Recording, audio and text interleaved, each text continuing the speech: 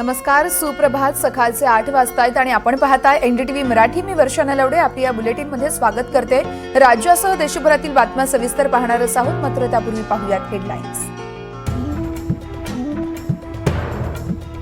महाराष्ट्राचे राज्यपाल म्हणून सीपी राधाकृष्णन यांची नियुक्ती. हरिभाऊ बागडे यांच्याकडे राजस्थानचं राज्यपाल पद, तर झारखंड हरियाणाचेही राज्यपाल बदलले.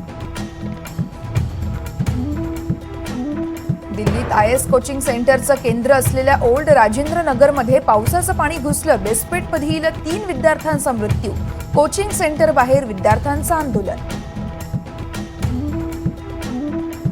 कोल्हापुरात पावसाची उघडीप, पण पूरस्थिती जैसे थे. राधानगरीतून 4356 क्युसेकनं पाण्याचा विसर्ग, तर पंचगंगेची पातळी ही 47.8 फुटांवर.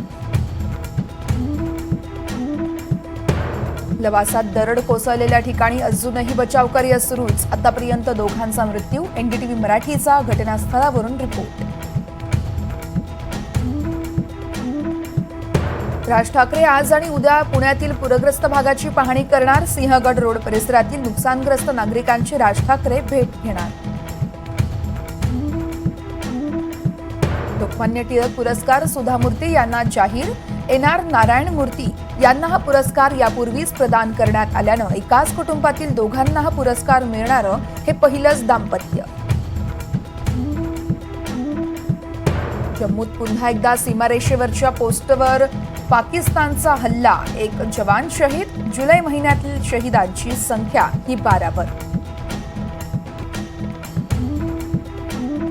इस्रायलवर लेबनॉनचा क्षेपणास्त्रांचा मारा. 11 मुलांचा मृत्यू, तर हिजबुल्लाने हल्ला केल्याची माहिती. इस्रायल बदला घेण्याच्या तयारीत. मुंबईत मध्य आणि हार्बर रेल्वे मार्गावरती मेगाब्लॉक घेतला जाणार. वेस्टर्नवरचा रात्रकालीन मेगाब्लॉक संपला. पावसाचा अंदाज घेऊनच घराबाहेर पडण्याचं आवाहन. महिलांच्या 10 मीटर एअर पिस्तूल प्रकारात मनू भाकर आज अंतिम सामन्यात धरणार नेम. पॅरिस ऑलिम्पिकमध्ये भारताला आज पहिलं पदक मिळण्याची ही दाट शक्यता.